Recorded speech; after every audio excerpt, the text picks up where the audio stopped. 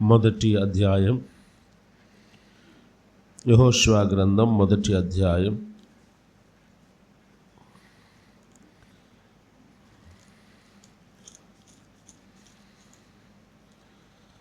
మొదటి వచనాన్ని చదువుకుందాం. మొదటి అధ్యాయం మొదటి వచనాన్ని చదువుకుందామా?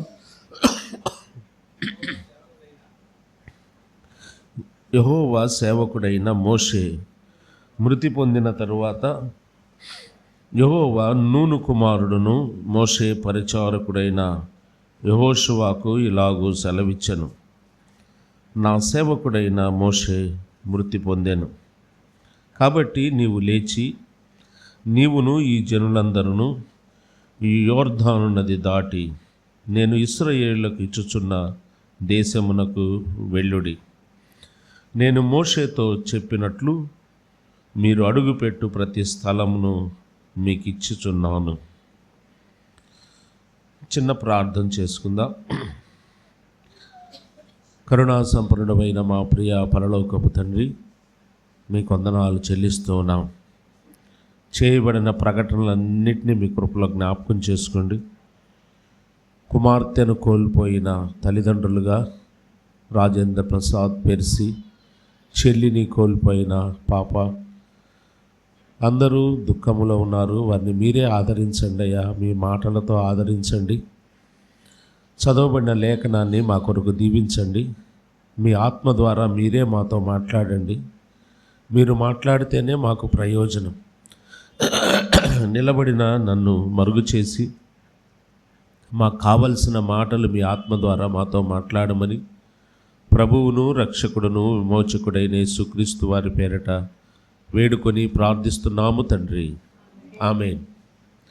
ప్రభునందు పిల్లారా, మనం చదువుకున్న యెహోషువ గ్రంథం మొదటి 2 లేక 3 వచనాలు మనం చదువుకున్నాం.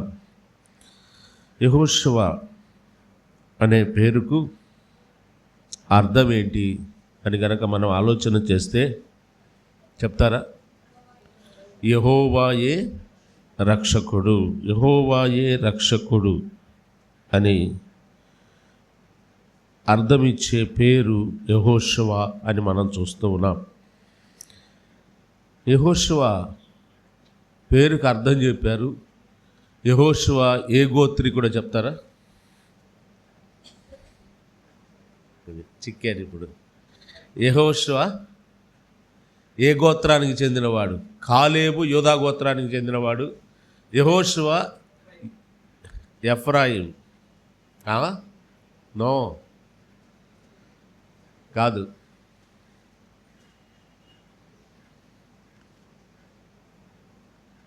మనష్షే గోత్రానికి కరెక్ట్ అనుకుంటా. I'm sorry, Ephraim correct. I'm sorry, నేనే పొరపడ్డాను.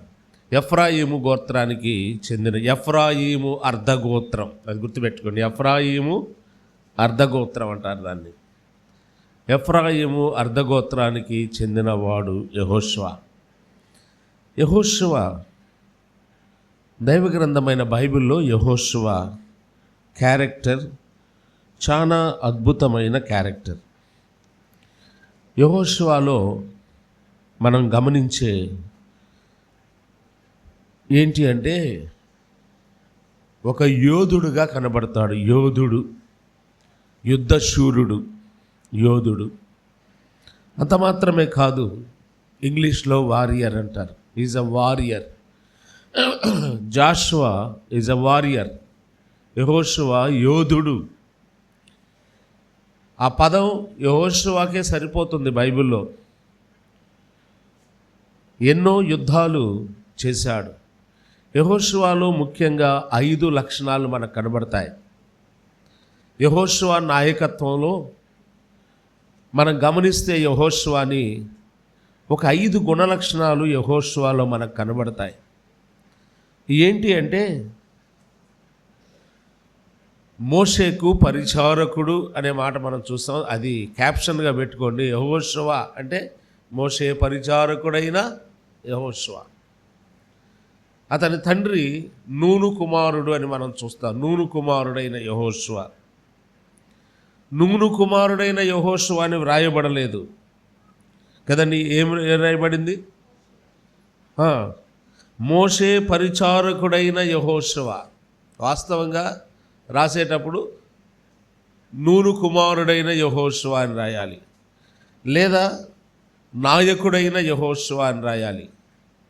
కానీ ఇక్కడ మీరు గమనిస్తే యెహోషువ అనే పేరుకు ముందు పరిశుద్ధాత్మ దేవుడు, ఆయన పుట్టు పూర్వోత్తరాలు రాయలేదు, తండ్రి పేరు రాయలేదు. కేరఫ్, యెహోషువకి కేరఫ్ ఏంటి?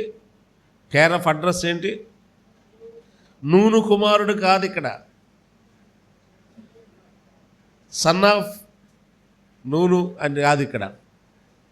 రెండవది, అతను ఏ ఊరివాడో ఆ ఊరు ప్రస్తావన లేదు కదండి. గాతువాడైన గొల్యాత్ అని ఉంది కదండి, ఊరి పేరు వచ్చింది. బెత్లెహేమీయుడైన యెషయి, బెత్లెహేం నజరేయుడైన యేసు. ఊరి పేరును బట్టి ప్రస్తావించబడిన వాళ్ళు ఉన్నారు, ఫలాని ఊరువాడు అన్నట్టుగా. ఊరి పేరు ముందు. కొంతమందికి హోదా ముందు, వారికి ఉన్న హోదా నాయకుడైన మోషే.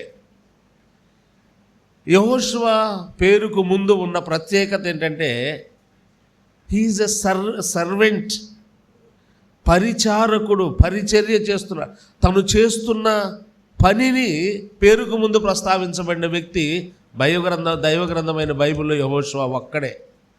మిగతా వాళ్లకు పలాని గోత్రికుడైన యోధా గోత్రానికి చెందిన కాలేబు కదండి, పరిసెయుని ఇంట పుట్టిన సౌలు క్రొత్త నిబంధన, బెన్యామీయుడైన సౌలు పాత నిబంధన సౌలు. ఇలాగూ వారి గోత్రాలు, తండ్రి పేరులో, ఊరి పేరులో, వారి హోదాలో ప్రస్తావించబడ్డాయి అందరికీ. దైవగ్రంథమైన బైబిల్లో తను చేస్తున్న పరిచర్యను తన పేరుకు ముందు పరిశుద్ధాత్మ దేవుడు ప్రస్తావించాడు అంటే మిగతా వాటన్నిటికంటే తనకున్న హోదా ఉంది. ఇందాకే చెప్పాను, ఈజ్ అ వారియర్, యోధుడు. ఎలాంటి యోధుడు అంటే ఎంతమంది రాజ్యాలను జయించాడో తెలుసా? 31 మంది రాజులను జయించాడు యెహోషువ. అలాంటి సామాన్యమైన వాడు కాదు, యోధుడు, యుద్ధశూరుడు. అలాంటి ఎన్నో పేర్లు ఉన్నప్పటికీ కూడా పరిశుద్ధాత్మ దేవుడు యెహోషువను గురించి ఏం రాయించాడు? మోషే పరిచారకుడైన యెహోషువ. కాబట్టి ఎంతో నమ్మకమైన విధేయత కలిగిన పరిచారకుడుగా కనపడతాడు. ఇది ఒక లక్షణం కదండి. పరిచర్యలో కూడా ఎలాగుందంట? నమ్మకత్వం ఉంది, విధేయత ఉంది. పరిచర్య చేసే వారిలో ఉండవలసినవి రెండు. కొన్నిసార్లు నమ్మకత్వం ఉంటుంది, కొంతమందికి ఏముండదు, విధేయత ఉండదు. కొంతమందికి విధేయత ఉంటుంది, నమ్మకత్వం ఉండదు. మనం చూస్తూ ఉంటాం పరిచర్య చేస్తున్న వారిలో, సహోదరులు కావచ్చు, సహోదరులు కావచ్చు, సంఘాలలో పరిచర్య చేస్తున్న వారిలో కొందరిలో విధేయత ఉండదు, నమ్మకత్వం ఉంటుంది. నమ్మకంగా ఉంటారు అన్ని విషయాల్లో, డబ్బు విషయములో, పరిచర్య విషయములో, సంఘ విషయములో, కుటుంబ విషయములో నమ్మకత్వం కలిగి ఉంటారు. కానీ వారు విధేయులుగా ఉండరు, అవిధేయులుగా ఉంటారు. లోబడరు దేవుని మాటకు, దేవుని ఆజ్ఞకు. రెండవది నమ్మకమైన విధేయుడని చెప్పొచ్చు. ఇలా చెప్పుకుందామా? నమ్మకమైన వాడు, నమ్మకమైన విధేయతతో పరిచర్య చేసేవాడు. తనకు దేవుడు అప్పగించిన పరిచర్య నమ్మకత్వం, విధేయత కలిగి చేస్తున్నవాడుగా యెహోషువ. అందుకే యోధుడయ్యాడండి. 31 మంది రాజులను జయించినందుకు యెహోషువ యోధుడా అంటే అది శారీరకంగా లోక సంబంధమైన విజయాలను బట్టి యోధుడు అని చెప్పుకోవచ్చు. కానీ ఏ వ్యక్తి అయితే దేవుని కొరకు నమ్మకస్తుడై విధేయులుగా ఉంటారో, అలాగూ ఉండి పరిచర్య చేస్తారో, వారు నిజముగా యోధులేనండి. యుద్ధాలు చేయాల్సిన అవసరంలా, యోధులే వాళ్ళు, వీరులే, యుద్ధ వీరులే. విశ్వాస వీరుడుగా పిలువబడ్డాడు ఏబేలు. ఎంతమంది మీద యుద్ధం చేశాడు? కనీసం కయ్యూను వచ్చి చంపుతుంటే తలంచాడే కానీ ఎదురు తిరగలేదే. యుద్ధం చేయలేదు. కానీ విశ్వాస వీరుడు మొదటిగా ప్రస్తావించబడ్డాడు. ఆ విశ్వాస వీరుల్లో ఎంతోమంది యుద్ధాలు చేసిన వారు కాదు, దేవుని కొరకు పరిచర్య చేసిన వారిని వీరులుగా ప్రస్తావించాడు. హనోకు ఏం యుద్ధం చేశాడు చెప్పండి? ఎవరితో యుద్ధం చేసినట్టుగా ఉందా? లేదే. నోవాహు యుద్ధం చేశాడా? దేవుని అప్పగించిన పనిని చేశాడు. విశ్వాస వీరుల్లో ఉన్నారు. వీరులు వాళ్ళు, యోధులు. దేవుని కొరకు వారి వీరత్వాన్ని చూపించారు వారి జీవితంలో. అలాంటి వాడు యెహోషువ. యెహోషువలో నమ్మకమైన విధేయతతో పరిచర్య చేస్తున్న యెహోషువ, ఇదొక లక్షణం. రెండవది, యెహోషువలో ఉన్న నేను నా ఆలోచనకు వచ్చిన తలంపులు ఇస్తున్నా. ఇంకా అవే ఐదు లక్షణాలే కాదు, ఆయనలో చాలా ఉన్నాయి. నేను ఊరిక మచ్చుకి ఆయన క్యారెక్టరైజేషన్ ఒక 5 లక్షణాలు మీ ముందు ఉంచుతాను. రెండవది, దేవుని ఎడల విశ్వాసము కలిగిన వాడు, విశ్వాస వీరుడు అని చెప్పవచ్చు. అందుకే విశ్వాస వీరుల్లో ఎంతోమంది విశ్వాస వీరులు కనబడతారు.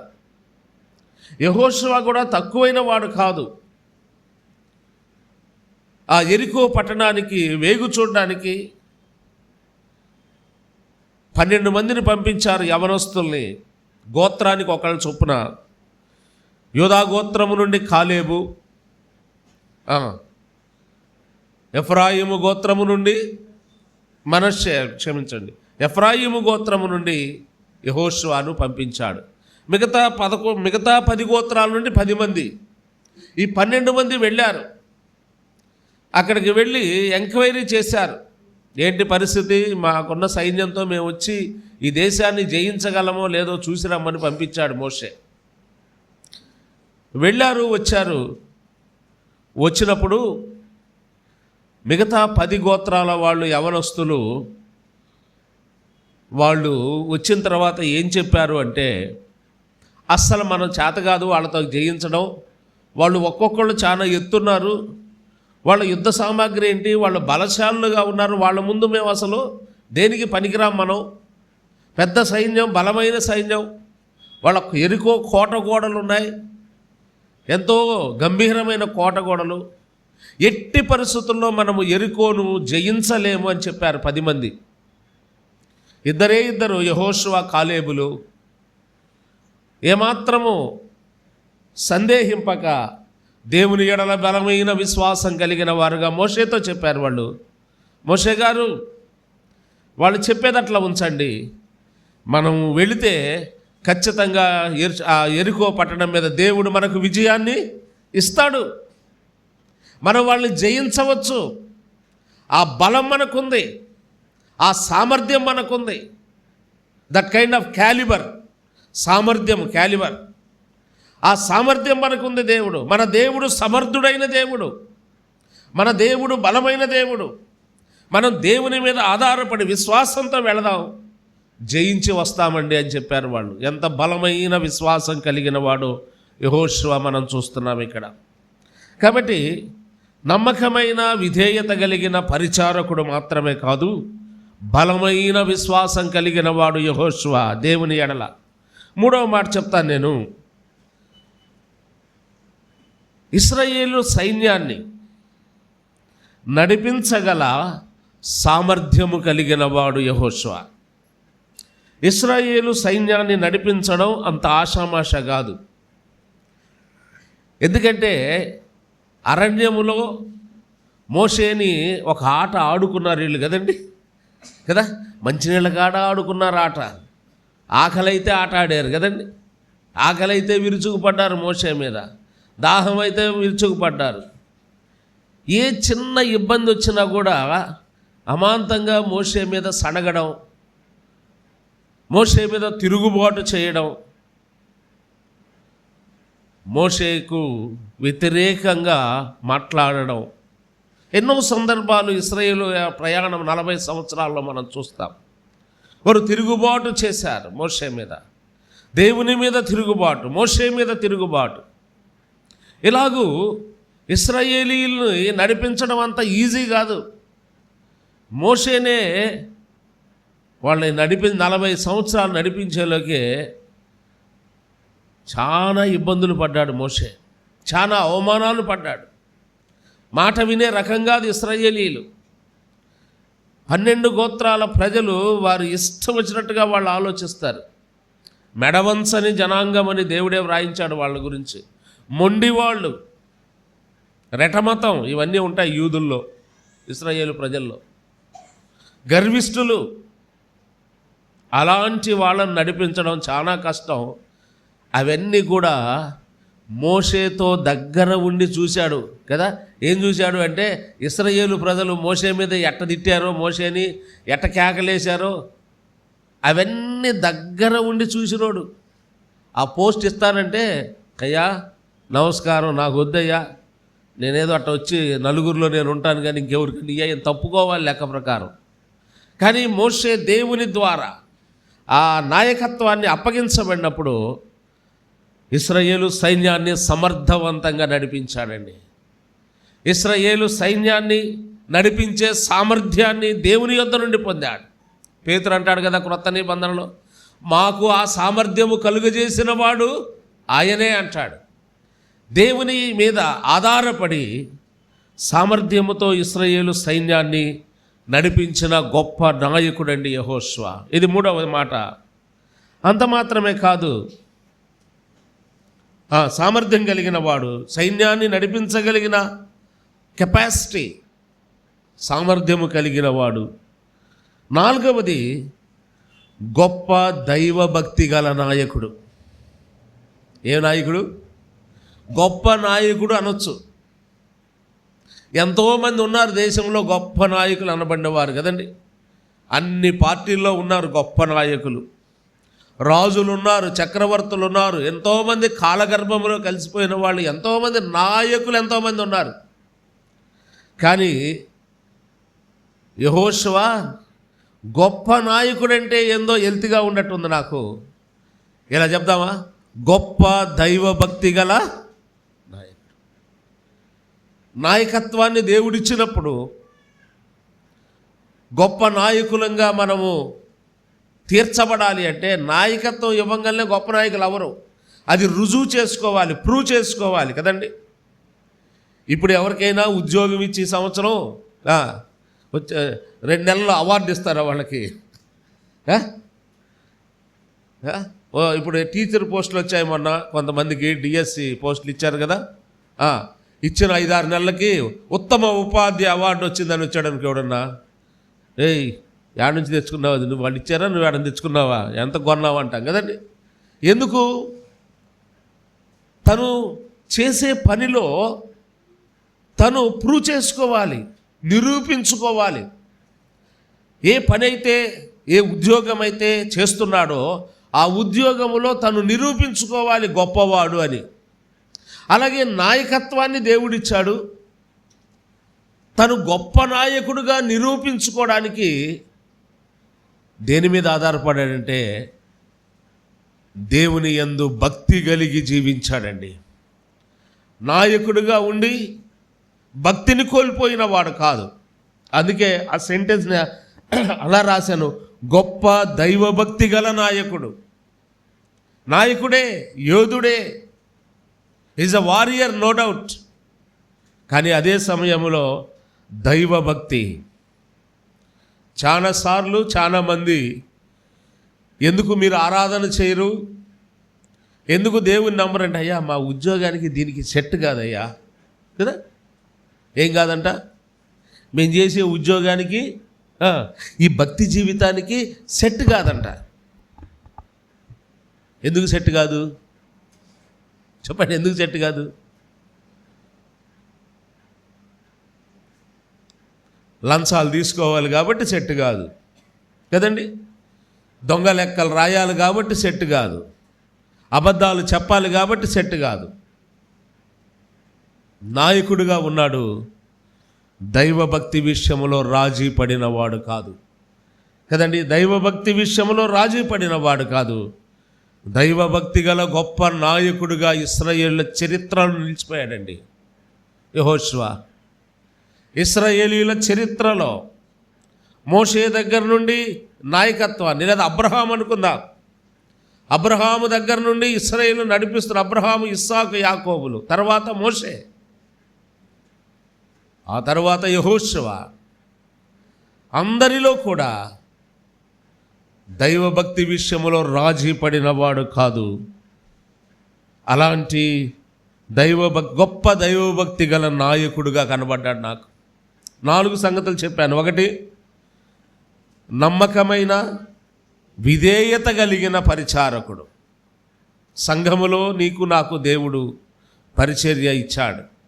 ఏ పని అయితే ఇచ్చాడో ఆ విషయంలో మనము విధేయత కలిగి ఉండాలి. రావట్లేదా? విధేయత కలిగి ఉండాలి.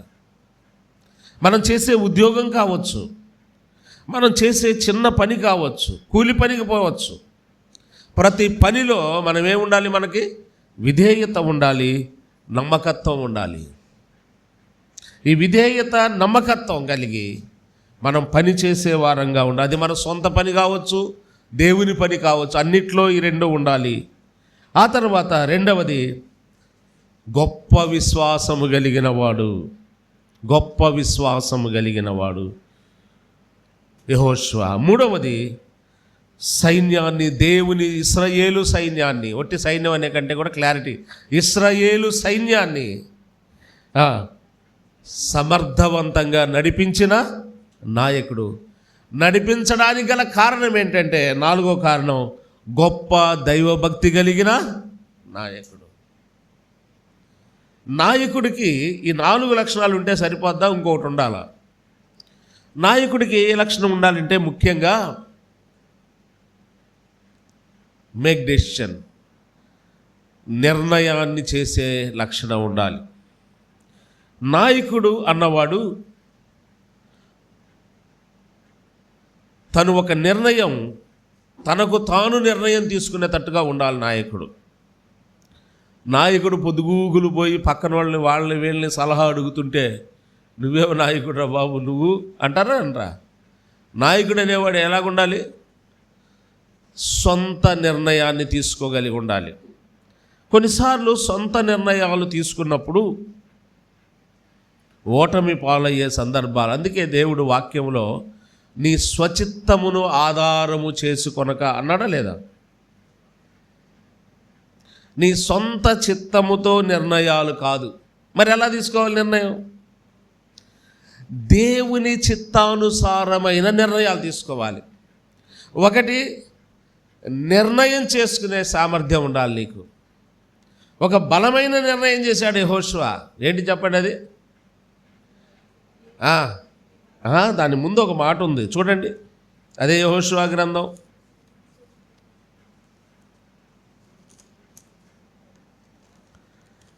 24:15.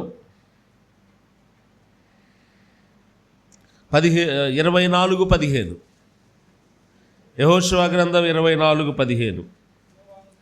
యెహోవాను సేవించుట మీ దృష్టికి కీడని తోచిన ఎడల మీరు ఎవరిని సేవించెదరో, నది అద్దరిని మీ పితరులు సేవించిన దేవతలను సేవిస్తారో అది మీ ఇష్టం. అమోరీయుల దేశమున మీరు సేవించుచున్నారే, నివసించుచున్నారే, వారి దేవతలను సేవించెదరో నేడు మీరు కోరుకొనుడి. మీ సావు మీరు చావండి అన్నట్టు ఉంది కదా. ఒక మాటలో చెప్పాలంటే, మీరు ఏ సావు చేస్తారో ఆ సావు చావండి, నాకు అనవసరం. ఇవన్నీ చేస్తే సావకేం చేస్తారు చెప్పండి? 3 రకాలుగా చెప్పాడు. మీరు ఎవరిని సేవిస్తారో, మీకు ఎవరిని తోచిన మీరు సేవించదరో, నది అద్దరన మీ పితరులు సేవించిన దేవతలను సేవిస్తారా? అమోరీయుల దేశమున మీరు నివసించుతున్నారే, వారి దేవతలను సేవిస్తారా? ఇవన్నీ ఈ 40 సంవత్సరాల్లో చేసిన శాస్త్రులు ఈ ఊరగంటల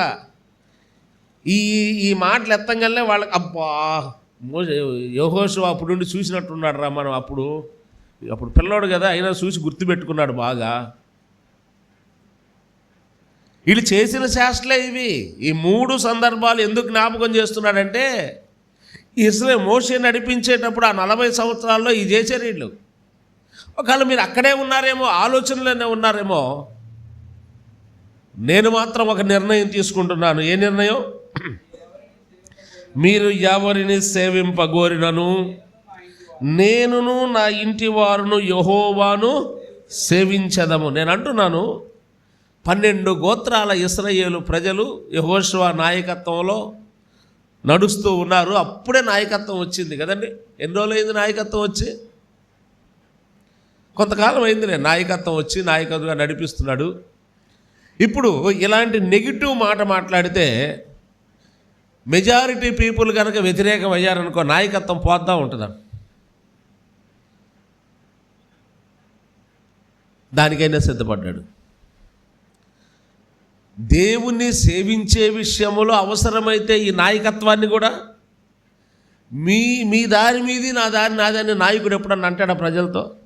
నేను మీ వెనకే ఉంటాను, మీతోనే ఉంటాను, మీకు ఆకలి అయితే నాకు ఆకలైనట్టు కాదా కదా? మీరు ఇబ్బందుల్లో ఉంటే నేను ఇబ్బందుల్లో. ఇది నాయకుడు డైలాగులు. ఏమాత్రం కూడా రాజీ పడట్లేదు. మీరు ఎవరిని సేవిస్తారో సేవించుకోండి, పోండి, నేను మాత్రం అన్నాడు, నేను నా కుటుంబం యెహోవాను సేవిస్తాం. వాట్ ఏ బోల్డ్ డెసిషన్ అండి. ఎంత సాహసోపేతమైన నిర్ణయం తీసుకున్నాడు. సాహసోపేతమైన నిర్ణయం తీసుకున్నాడు యెహోషువ. ఏది నష్టం జరిగినా పర్వాలేదు, అందరూ వ్యతిరేకమైనా పర్వాలేదు, నాకు నా నిర్ణయం ఇదే, నా నిర్ణయం ఇదే.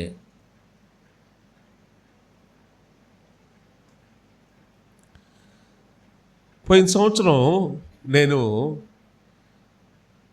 ఈ గుడ్ ఫ్రైడేకి ముందు 40 రోజులు, ఏం రోజులు అయ్యి తెలుగులో చెప్పండి, నాకు ఇంగ్లీష్ రాదు, శ్రమల దినాలు. ఏం చేయాలా 40 రోజులు చెప్పండి పెద్దగా? ఉపవాసం ఉందా ఎక్కడన్నా బైబిల్లో? అసలు 40 రోజుల ఉపవాసం అనేది ఎక్కడైనా ఉందా? సిలువ దగ్గర నేను అడుగుతుంది. మీరు బాప్తిసం తీసుకొని వచ్చిన అరణ్యములో 40 రోజుల ఉపవాసం, యేసుప్రభు 40 రోజుల ఉపవాసం ఉన్నాడా లేదా? ఎప్పుడున్నాడు? సిలువ మరణం అప్పుడా, పరిచర్య ప్రారంభంలోనా? గుర్తుపెట్టుకోండి బాగా, పరిచర్య ప్రారంభంలో ఆయన 40 దినాలు ఎక్కడున్నాడు? అరణ్యములో ఉన్నాడు, ప్రార్థన చేస్తూ ఉన్నాడు. ఉపవాసం ఉండాలి అంటే ఉండాలి. 40 రోజులు లెంటి డేస్ నువ్వు పాటించలేదా? శ్రమల దినాలు నువ్వు పాటించాలి అంటే ఏం చేయాలి చెప్పండి? 40 రోజులు నువ్వు ప్రార్థన చేయాలి. చేస్తున్నారా? పాటించేవాళ్ళ సంగతి నేను అడుగుతాను. మనల్ని కూడా చాలా మంది పాటించేవాళ్ళు ఉన్నారు, పెళ్ళి పెట్టుకోరు ఆ రోజుల్లో కదా.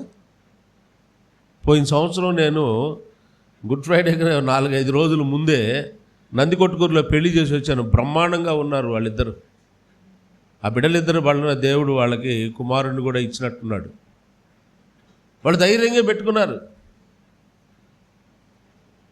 నాకు తెలిసి ఆ టైంలో పెళ్లి చేసింది నేనే. చేపించుకున్నారు వాళ్ళు ధైర్యంగా. దేవుని మీద విశ్వాసం, భక్తి, నిర్ణయాలు ఎలాగుంటున్నాయి మన నిర్ణయాలు? సరే, 40 రోజులు అరణ్యంలో ఉపవాసం ఉన్నాడు. ఇప్పుడు యేసు ప్రభు, అయ్యా నేను సిలువ మరణానికి వెళ్తున్నాను, మీకు కాస్త కూడా నా మీద జాలి లేదా, మీకు ప్రేమ లేదా, మీరు కాస్త 40 రోజులు ఉపవాసం ఉండమని మనకేమని చెప్పాడా? చెప్పాడా? ఇంకొక మాట చెప్పమంటారా? ఆయన సిలువ మరణానికి వెళ్ళబోయే ముందు రోజు రాత్రి యేసు ప్రభు శిష్యుల్ని పిలిచి విందు ఇచ్చాడా లేదా? లేదా మేడగదిలో భోజనాలు ఏర్పాటు చేశాడండి అందరినీ. పస్కా భుజించారు వాళ్ళు. పాత నిబంధన పస్కా భుజించిన తర్వాత ఆయన భోజనమైన పిమ్మట మరి ఒక రొట్టెని ఎత్తుకొని అంటాడు, క్రొత్త నిబంధన పస్కా. పాత నిబంధనది ఆచరించాడు, క్రొత్త నిబంధన. సిలువ మరణానికి వెళ్ళబోయే ముందు కూడా నేను తింటానులే, కాస్త శక్తి, సిలువ మొయ్యాలి కదా, కాస్త శక్తి వచ్చింది, అందువల్ల నేను తింటానులే, మీరు మాత్రం ఉపవాసం ఉండి ప్రార్థన చేయండి అని చెప్పాడు శిష్యులకి. వాళ్ళకు కూడా పిలిచి పస్కాను విందు సిద్ధపరచండి. శిష్యులు శుభ్రంగా తిన్నారు, ఆయన శుభ్రంగా తిన్నారు, మనకెందుకు ఈ చాకిరి? శ్రమలు తినాలి, మనకెందుకు శ్రమలు తినాలి? మన శ్రమ యావత్తు ఆయన భరించాడు, మనకు రక్షణ ఇచ్చాడు, రక్షణ ఆనందాన్ని ఇచ్చాడు. ఇంకా ఇలాంటి పిచ్చి పనులు క్రైస్తవులలో కూడా జరుగుతున్నాయి. ఇవి దైవ చిత్తానుసారమైన నిర్ణయాలు కాదు. దేవుని చిత్తానుసారమైన నిర్ణయాలు తీసుకోగలిగిన వాడు. ఒకళ్ళ సంగతి నాకు అనవసరం, నేను నా ఇంటి వారును యెహోవాను సేవిస్తా, యెహోవాను సేవిస్తా. దేవుణ్ణి సేవించే విషయం అంటే శ్రమల దినాలు పాటించడం కాదు, శ్రమల దినాల్లో పెళ్ళిళ్ళు పెట్టుకోబాకండి నేను చెప్పటం కాదు. ఆ శ్రమలు మనకు మేలు చేశాయా? ఆయన పొందిన శ్రమలు మనకి మేలు చేశాయా, కీడు చేశాయా?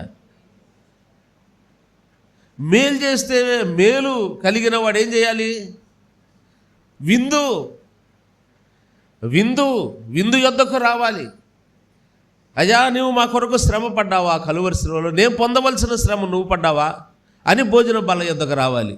అది అసలు 40 రోజులు ఎవడన్నా తినకుండా ఉంటున్నారు చెప్పండి? ఉపవాసం ఉండాలిగా. నిజంగా ఉపవాసం ఉండాలంటే ఎప్పుడు దాకా ఉండాలి? పశ్చిమ గోదావరి జిల్లాలో ఉపవాసం, నేను ఇందాక చెప్పాను, సంఘం కొరకు ఉపవాస ప్రార్థన అనే మాట నేను అనలేదు, భోజనం ఉంటుందని చెప్పాను. నేను ఉపవాస ప్రార్థన అని ప్రకటన చేశారు, హెడ్డింగ్ వేశారు. ఉపవాస ప్రార్థనకి వీళ్ళు మోకరించి ప్రార్థన చేస్తూ ఉంటే వచ్చినాయి క్యాటరింగ్ వాళ్ళు వచ్చారు, వాళ్ళు వచ్చారు, వీళ్ళు వచ్చారు, అంతా బయట హడావుడిగా డేక్షాలు గీక్షాలు మోతాం. ఏంటంటే ఇప్పుడు భోజనం చేస్తారండి. అదేంది ఉపవాస ప్రార్థన అంటే? ప్రార్థన చేసేంతవరకే నా ఉపవాసం అన్నాడు. చేసేటప్పుడు ఎవడు తినడరా నాయన? చేసేటప్పుడు అందరూ ఉపవాసం. ఇప్పుడు కళ్ళు మూసుకొని ప్రార్థన చేసేటప్పుడు ఎవరైనా తింటాడా? ఆ ప్రార్థన చేసేంతవరకే ఉపవాసం అంట. దేవుని వాక్యం తెలియని వాళ్ళు, అన్యజనాంగం, వాళ్ళు ఆచరిస్తున్నవి వాక్యము ఎరిగిన మనం ఎందుకు ఆచరించాలి? ఆలోచన చేద్దాం. యెహోషువ నిర్ణయము తీసుకోగలిగిన సమర్థుడు. నేను ఊరిక ఉపోద్ఘాతంగా నేను ఈ మాటలు చెప్పాను. ఒక నిర్ణయాన్ని తీసుకోగలిగిన సామర్థ్యత కలిగిన వాడు. మన కుటుంబంలో ఇప్పుడు పోయిన ఆదివారం కదా కిరణ్ అలాగే శిరోమణి దంపతులకు దేవుడిచ్చిన కుమారునికి ఏం చేశావు? పేరు పెట్టావు లేదా? వాళ్ళు ఏమన్నా ఆగారా? శ్రమల దినాల్లో పేరు ఎందుకు అంకుల్ తర్వాత పెడదాంలే, 4 రోజులు అయినా పెట్టుకోవచ్చుగా, ఇప్పుడు ఎందుకు? ఎవరో అక్కడ అమ్మలక్కలు అంటుంటారు కదా, ఇప్పుడు ఎందుకు 4 రోజులు ఆగినాక పెట్టుకున్నారు లేదా? అలాంటి ధైర్యంతో కూడిన నిర్ణయాలు దేవుని కొరకు తీసుకోవాలి మనం. ఎందుకు మనం దేవుని కొరకు ఆత్మ సంబంధమైన నిర్ణయాలు తీసుకునేటప్పుడు లోకం వైపు చూస్తున్నాం. అందుకే ఇక్కడ ఏం జ్ఞాపకం చేశాడు ఒకసారి చదవండి. 15:24 పైనుంచి చదివా.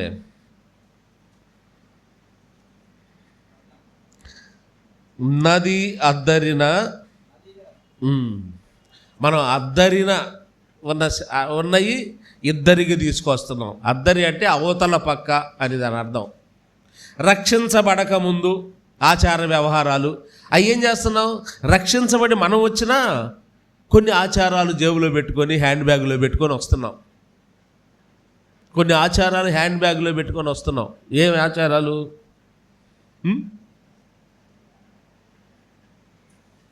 4 మూలల్లో ఏ రంగు ఉంది చెప్పండి? మీది కాదు, ఎవరిది కాదు, ఇక్కడ పేరేమి లేదులే. ఏ మూలం కలర్, ఏం కలర్ కనపడుతుంది మీకు లైటింగ్కి? ఈ మాత్రం దాచిపెట్టుకొని వచ్చాం. నది అవతల, అదే ఇక్కడ అంటున్నాడు కదండి. నది అద్దరిని అంటే అవతల పక్క, నది అవతలవి. నది దాటి వచ్చిన తర్వాత వాటిని అవతల వదిలేసేయాల. మనం దాటి వస్తూ కొన్ని తెచ్చుకుంటున్నాం ఆచారాలు. ఎవరి అంట? మన పితరులయ్యి, పితృపారంపర్యమైన మీ వ్యర్థ ప్రవర్తన విడిచిపెట్టమన్నాడు పౌలు. అవి మన పితరులవి, వాళ్ళు చేశారు, వాళ్ళకి తెలియదు, వాళ్ళు నది దాటిన అనుభవం లేదు వాళ్ళకి. దాటబడిన వాళ్ళం మనం, దాటబడిన అనుభవం వాళ్ళకి లేదు. వాళ్ళు చేశారు, వాళ్ళకి తెలియదు, చేశారు. మనకు తెలుసు దేవుని వాక్యం, బైబిలు అన్నీ తెలుసు, మనకి వాక్యం తెలుసు. అవసరమైతే బోధిస్తాం, ఇతరులకి సలహాలు ఇస్తాం. పోలా నది అద్దరిన మన పితరుల చేష్టలో మనకి పోలా. ఎప్పుడు పోతాయి అంటే మనం పోయేదాకా పోకపోతే ఎందుకండి మన విశ్వాస జీవితం? ఎందుకు మనం విశ్వాసులమని క్లెయిమ్ చేసుకోవడం అనవసరం కదా. అందుకే అక్కడ అంటున్నాడు, ఆ 3 మాటలు మీకు జ్ఞాపకం చేస్తాను. నది అద్దరిన మీ పితరులు సేవించిన దేవతలను సేవిస్తారు. నది అద్దరిన, దాటి రాకముందు మన పద్ధతులు వేరు. ఆ పద్ధతులు ఇక్కడికి రావడానికి లేదు. ఇక్కడ దైవ సంబంధమైన వాక్యానుసారమైన పద్ధతులు ఉంటాయి మనకి. అవి కాదు మనం తీసుకొచ్చుకొని పెట్టుకోవాల్సింది కదా. తర్వాత అమోరీయుల దేశం,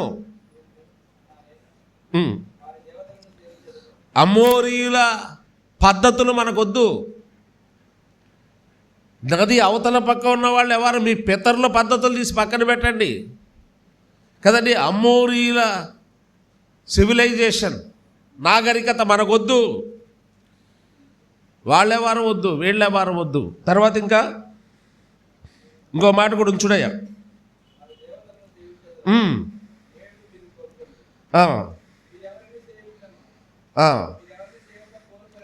3 అమోరీయులు, మోయాబీయులు, నది అవతల వాళ్ళు, మన పితరులు. వాళ్ళకి తెలియదు, వాళ్ళకి రక్షణ లేదు, మారు మనసు లేదు, వాళ్ళు చేశారు అవి.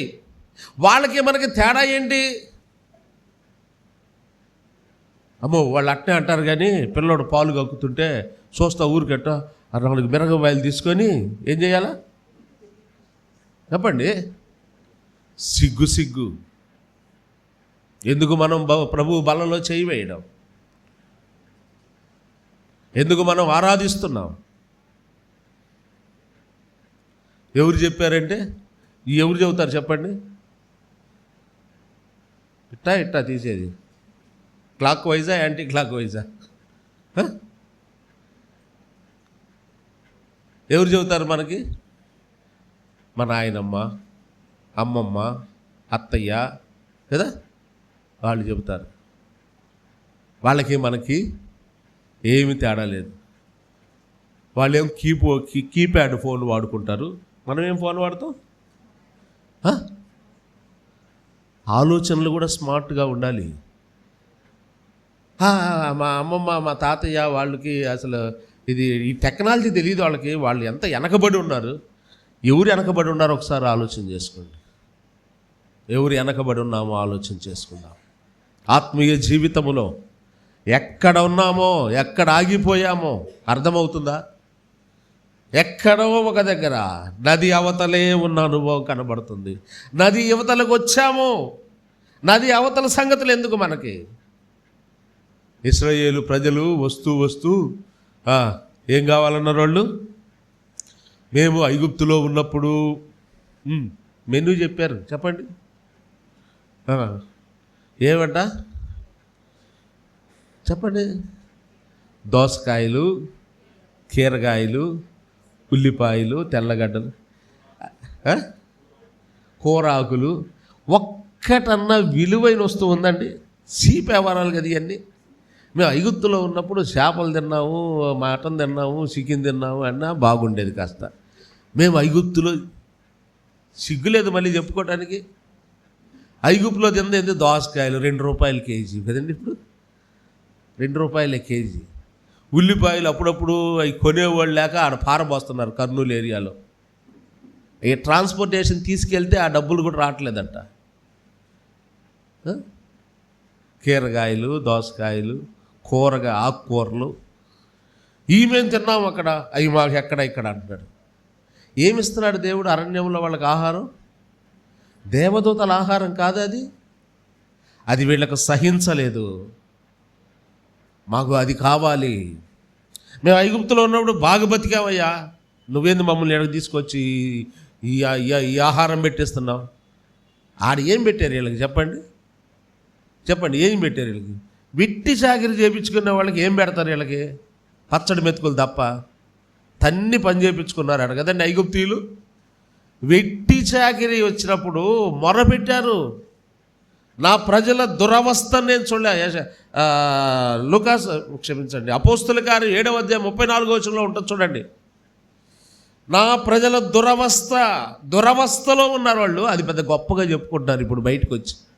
35, 36 వచనాలు అనుకుంటారు చూడండి. 37వ అధ్యాయం స్టెఫను ప్రసంగంలో మాట్లాడతాడు. 7:34 చదువయ్యా. ఐగుప్తులోనున్నా ఏ అవస్థ అంటే వాళ్ళది? మేము లగ్జరీగా బతికేవాడు కీరగాయలు గోసకాయలు తిని అంటున్నారు ఇప్పుడు కదా. నిజమేనా? వీళ్ళంత లగ్జరీగా ఉందా వీళ్ళకి?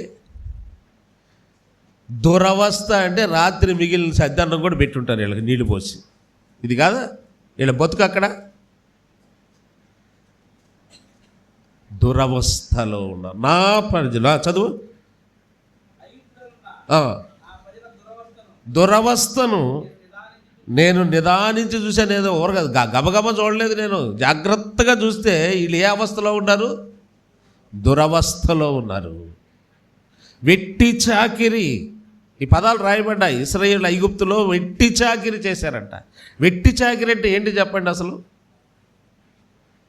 సావకుండా ఇంత అన్నం పెడతారు అంతే, ఇంతే. ఇంత అన్నం పెట్టి ఇంత పని చేపిస్తారు. మనిషి చావకుండా ఉండడం కోసం పెడతారు అన్నం అంతే. అది వెట్టి చాకిరి అంటే.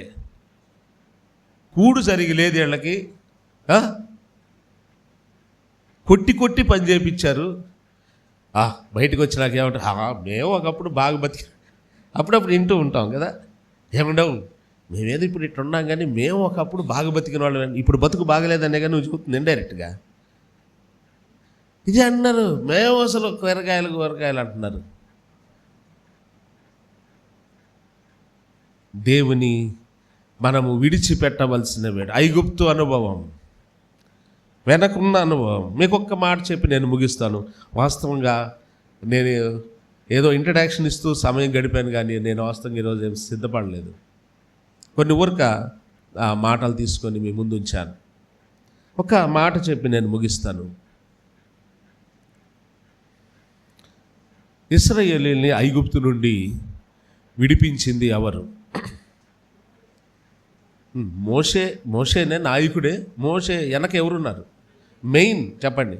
ఇశ్రాయేలీయుల్ని ఐగుప్తు నుండి విడిపించింది ఎవరు? ఫరో చేతిలో నుండి విడిపించింది ఎవరు? ఫరోకి ఇశ్రాయేలును వదిలిపెడదామనే మనస్సు కలుగజేసిన వాడెవరు? దేవుడు. అట్టుండండి. ఇప్పుడు దేవుడే ఫరోకి కఠినమైన మనస్సు కాస్త మెత్తన చేసి వదిలిపెట్టాయి అన్నాడు. ఇక ఆయన చెప్పి నాకు ఈయన చేసిన అద్భుత కార్యాలు సూచక్రియలను బట్టే వదిలిపెట్టలా. దేవుడు చెప్పాడు, వదిలిపెట్టాడు. వదిలిపెట్టినాక వీళ్ళందరూ కలిసి బయలుదేరారు. మోషే ముందు. ఇశ్రాయేలు 6 లక్షల మంది కాల్బలం అని రాయబడింది. వచ్చేటప్పుడు అంతమంది బయలుదేరి ముందుకు వచ్చారు. కొంత దూరం పోయినాక మరలా వెనకబడి వచ్చింది ఎవరైతే వదిలిపెట్టారో వీళ్ళని పోండి అని వదిలేశారో ఆయనే ఫరో రథాలు సైన్యాన్ని తీసుకొని ఏం చేశాడు? వెంటబడి వచ్చాడు. అక్కడ ఒక మాట ఉంటుంది, ఫరో మనసును దేవుడు కఠినపరచన అని ఉంటుంది. అంతకుముందు మెత్తగా చేసినోడు ఎవరు? ఆ మనసుని దేవుడే. ఇప్పుడు కఠినం చేశాడు. ఏమని ఒక రకంగా మీకు చెప్పమంటారా? ఇశ్రాయేలు ప్రజల్ని వాళ్ళ ముందు వదిలిపెట్టే నా ప్రజల్ని అన్నాడు. వాళ్ళు వదిలిపెట్టి కాస్త ముందుకు పోయిన తర్వాత మళ్ళీ ఫరోకి ఏం చెప్పాడు? వాళ్ళు పోతున్నారు, పోయి ఎంటపడిపోయి తరవండి అన్నాడు. మామూలుగా అయితే ఇది 100 నాకో నేను 100కో రమేష్ నాకో చేస్తే ఏమంటారు? ముందుకు నెట్టి వెనక జనాన్ని రెచ్చగొట్టి పంపించినట్టు కాదా ఇది? కొంచెం ఆలోచన చేయండి. నీకెందుకు, ఏం కాదులే పో, నేనున్నానులే అని చెప్పి కొట్టేవాడిని కూడా మనమే పంపించామనుకో, లేదా ఒకరిని పట్టుకొని కొడుతున్నాడు అనుకో, మనం వచ్చి వదిలిపెట్టు పాప వాడిని ఎందుకు కొడతావని వదిలిపెట్టి నువ్వు బోరా అని పానించి ఇప్పుడు పోయి తండ్రి అన్నావు అనుకో, అది వాడికి తెలిసిందనుకో, ఆ ముందున్నవాడికి ఏమంటాడు, ఏం డబల్ గేమ్ రా ఇది, వదిలిపెట్టించినట్టే వదిలిపెట్టించాడు, మళ్ళా వాళ్ళని రెచ్చగొట్టి. ఇది కాదా దేవుడు చేసింది? నెగిటివ్లోకి వెళ్ళబాకండి, పాజిటివ్ సెన్స్లోకి తీసుకుందాం. దేవుడు ఇదేనా కదా చేసింది? అక్కడ వదిలిపెట్టింది దేవుడే, ఫరోకి మనస్సు కలిగించింది దేవుడే, మరలా వెంటనే కొంచెం దూరం పోగానే వీళ్ళని కఠినం చేసి పోండి అని చెప్పి అంట తరిమాడు. ఎందుకు ఈ పని చేశాడు దేవుడు? అదే ఎవరైనా చేస్తే మనకి వెన్నుపోటు పొడిచాడు దేవుడు, నమ్మక ద్రోహం చేసి అనిపిస్తుంది. కానీ దాంట్లో చాలా ఆత్మీయ అర్థం ఉంది ప్రియులారా. అది తెలిస్తే మనకు దేవుడు ఎంత గొప్పడో మనకు అర్థమవుతుంది. ఆయనే విడిపించి మరలా ఆయనే వాళ్ళని రెచ్చగొట్టి ఎందుకు పంపించాడు అంటే, ఎదురుగా వెళితే ఏం అడ్డం వచ్చింది వీళ్ళకి? కొంచెం చెప్పండి. ఎర్ర సముద్రం, అటు ఇటు అరణ్యం, అటు ఇటు దట్టమైన అరణ్యం. ఇటు వెళ్ళడానికి లేదు, బాగా గమనించండి, ఇటు వెళ్ళడానికి లేదు. రెండు పక్కల భయంకరమైన సీనాయి అరణ్యం, చాలా దట్టమైన, దాంట్లోకి వెళ్ళడానికి కూడా వీలుగానంత భయంకరమైన అరణ్యం రెండు పక్కల. ఎదురుగా ఎర్ర సముద్రం అడ్డం వచ్చింది. ఇప్పుడు వీళ్ళకి మూడు పక్కల మూసుకుపోయింది, వెళ్ళడానికి లేదు. ఇప్పుడు ఎటు తిరుగుతారు వీళ్ళు చెప్పండి? జనరల్గా మనం ముందుకు వెళ్ళాము, కొంతమంది ఈ రోడ్డు ఇలాగ వెళ్తుందని చెప్పి అప్పుడప్పుడు కొంతమంది బళ్ళు వేసుకొని వస్తారు. అక్కడ దాకా వెళ్ళి అటు చూస్తారు, ఇటు చూస్తారు, ముందుకు చూస్తారు, రోడ్డు ఏమీ లేదు, ఏం చేస్తారు? వెనక్కి తిరుగుతారు. ఇక్కడ కూడా బాగా గమనించండి, ఎదురుగా ఎర్ర సముద్రం ఉంది, ఇటు ఇటు అరణ్యం ఉంది. వచ్చేసారు, లోపలికి వచ్చేసారు, సముద్రం ఇటు అరణ్యం. ఇప్పుడు వీళ్ళు వెళ్ళటానికి తప్పించుకోవడానికి ఎటు అవకాశం ఉంది? వెనక్కి తప్ప ఇంక వేరే దారి లేదు. ఆ వెనకకు వెళ్లకుండా ఆ వెనక తట్టును బ్లాక్ చేస్తున్నాడు దేవుడు. అది ఆ వెనక తట్టు నుంచి కూడా శత్రు సైన్యాన్ని తీసుకొచ్చేసాడు. ఎందుకో తెలుసా? ఇప్పుడు చెప్పండి, నాలుగో వైపు కూడా బ్లాక్ అయిపోయింది. వెనక వైపు ముందు బ్లాక్ అయింది ఎర్ర సముద్రం, రెండు పక్కల అరణ్యం బ్లాక్ చేసింది, వెనక నుంచి శత్రు సైన్యం ద్వారా దేవుడు బ్లాక్ చేశాడు. ఇప్పుడు ఎటు చూడటానికి అవకాశం ఉంది వీళ్ళకి?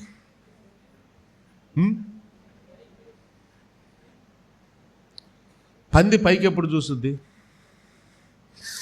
తెలుసా మీకు? అసలు పందిని చూశారు ఎప్పుడన్నా? పంది ఎప్పుడన్నా పైకి చూడటం చూశారు మీరు? కుక్కలు ఎక్కలు ఇవన్నీ పైకి చూడటం, పంది ఎప్పుడన్నా చూసిద్దా పైకి? ఎప్పుడు చూసి చెప్పండి? ముందు రెండు కాళ్ళు గట్టి, వెనక రెండు కాళ్ళు గట్టి, మధ్యలో కర్ర వేసి ఒకడు అటొకడు ఇటొకడు మోసుకొని పోతుంటే పంది అప్పుడు ఇట్ట తిరుగుద్ది. అప్పుడు ఎటు చూస్తుంది? ఇంకాసేపట్లో ఏమవుద్ది? అది సావబోయే ముందు పంది పైకి చూస్తుంది. మనకు కూడా ఏదన్నా వస్తేనే పైకి చూసేది. కానీ దేవుడు ఎందుకు చేశాడో తెలుసా పని? మరలా నా ప్రజలు వెనక్కి వెళ్ళడానికి వీలు లేదు. నా ప్రజలు మరలా ఐగుప్తు అనుభవంలో, ఐగుప్తు అంటే పాపము, చీకటి, అది వెట్టి చాకిరి. అక్కడ నుండి నేను గొర్రెపిల్ల రక్తము ద్వారా విమోచించి తీసుకొచ్చాను. నా ప్రజలు మరలా ఐగుప్తు అనుభవం చూడడానికి వీల్లేదు. ఆ పితరుల అనుభవాలు కానీ ఏమీ వాళ్ళకి అవసరం లేదు. ఆ కానాను వైపే చూడాలి నా పిల్లలు. ఇప్పుడు అన్ని పక్కన బ్లాక్ చేస్తే చూడడానికి ఏ దిక్కు ఉంటుందండి? చెప్పండి చెప్పండి. ఇంకేం లేదా? 4 దిక్కులేనా ఉంది? దిక్కు లేని వాళ్ళకి దేవుడే దిక్కు అంటారు కదా. దేవుడు అంటే ఎటు చూస్తాం? కిందకు చూస్తావా? డబ్బులు పోయినరా అంటే కిందకు చూస్తాం. దేవుడు అనగా ఎవడైనా పైకే చూస్తాడు. ఎదురుగా ఎర్ర సముద్రం, అరణ్యం, వెనక శత్రు సైన్యం. పైకి చూడటం తప్ప వాళ్ళకి మరో మార్గం లేదు. దేవుడు తన ప్రజలు తన వైపు చూడాలని ఆశిస్తున్నాడు. తన ప్రజలు తన మీద ఆధారపడాలని ఆశిస్తున్నాడు. మనం అరణ్యం లాంటి పరిస్థితుల మీద, ఎర్ర సముద్రం లాంటి అనుభవాల మీద, సాతాను యొక్క పద్ధతులు, ఐగుప్తు సాతాను, ఇవన్నీ ఆ శత్రు సైన్యమంతా సాతాను యొక్క ఆచార వ్యవహారాలు, వాటి మీద కూడా మనం ఆధారపడకూడదు. నిక్కచ్చగా దేవుని వైపు చూడాలి. దేవుని ఉద్దేశం అదే. వాళ్ళని 4 రకాలుగా 4 దిక్కులు వాళ్ళని బ్లాక్ చేసింది. ఎందుకంటే నా ప్రజలు ఎటు చూడాలి? నా వైపు చూడాలి, నా మీద ఆధారపడాలి. వాళ్ళు ఆ అనుభవాన్ని వాళ్ళకి తీసుకురావాలి. అందుకే దేవుడు అప్పుడప్పుడు కూడా ఇలాంటివి మన జీవితాల్లో కూడా చేస్తుంటాడు కదండి. అంటే దాని అర్థం ఏంటి? దేవుడే పడగొడతాడు బండి మీద నుంచి, దేవుడే ఇరగొడతాడు చేతులు కాళ్ళు, దేవుడే అనారోగ్యం కల్పిస్తాడా? యోబుకు అనారోగ్యం వచ్చిందా? దేవుడు ఇచ్చాడా? ఇచ్చాడు, ఇస్తుంటాడు అప్పుడప్పుడు. ఎందుకంటే మనం సెట్ రైట్ అవ్వాలి. ఎటు చూడాలి? అటు చూడాలి. మనమేమో అక్కడ ఎవరో తాయిత్తు కడుతున్నారంటగా, అది కట్టుకొని సీక్రెట్గా మెయింటెన్స్. నిజంగా దేవుని వైపు మనం చూడగలిగితే, రోమాపత్రికలో ఒక మాట ఉంది, క్రీస్తు మన పక్షముగా ఉండగా మనకు విరోధి అవడు. అది యోధుడికి ఉండాల్సిన లక్షణం. యెహోషువ is a warrior, real warrior, యోధుడు. మనము కూడా యోధులమే. మనం ఒక పాట పాడుకుంటాం. ఏం పాట? యేసుతోటివిగాను పోదమా, అడ్డుగా వచ్చు వైరి గెల్వను, యుద్ధనాదంబుతో పోదమా, యుద్ధనాదంబుతో పోదమా. ఒక వచ్చిన సాతాను అంబులు, నా పాట గుర్తురాట్లా. రారాజు సైన్యమందు చేరను. తీయండి అమ్మా, పాటలు వస్తుంది.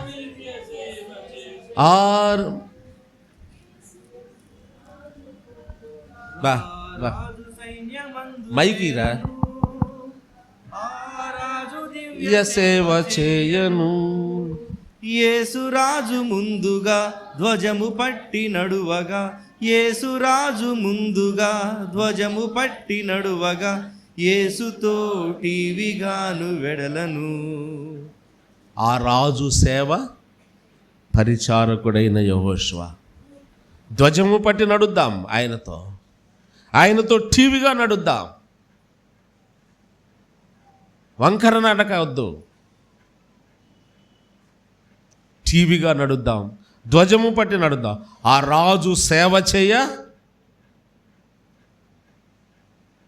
ఎలాగుంది మన నడక, విశ్వాస జీవితం?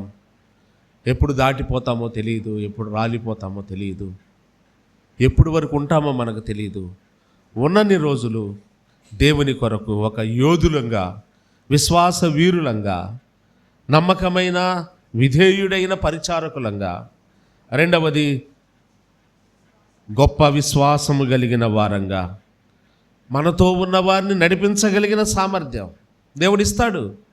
నువ్వు నిలబడగలిగితే, ఒక నాయకుడుగా నీవు ఉండగలిగితే నిన్ను ఫాలో అవ్వడానికి చాలా మంది ఉంటారు. నువ్వు నిలబడి 4 మాటలు అందిస్తుంటే వినేవాళ్ళు ఉంటారు. ఆ సామర్థ్యాన్ని నీకు ఇస్తానంటున్నాడు. మనం చేసే బాధ్యతలో నాయకత్వం, దేవుడు ఏది ఇచ్చిన పని, దాంట్లో ఏముండాలి? దైవభక్తి కలిగిన నాయకత్వపు లక్షణాలు ఉండాలి. దైవభక్తి కలిగిన నాయకులు కావాలి మనకి. అంత మాత్రమే కాదు, దేవుని కొరకు బోల్డ్ డెసిషన్స్, సాహసోపేతమైన నిర్ణయాలు. వెనుదిరగం. మేము ఎవడేమనుకుంటే నాకేంటి, ఆ పితరులు కావచ్చు, ఆ అమోరీయులు కావచ్చు, ఆ పద్ధతి ఇవన్నీ నాకు అనవసరం. నేను నా ఇంటి వారిని యెహోవాను కన్ఫర్మ్. ఇది ఇంకా తిరుగులేదంతే.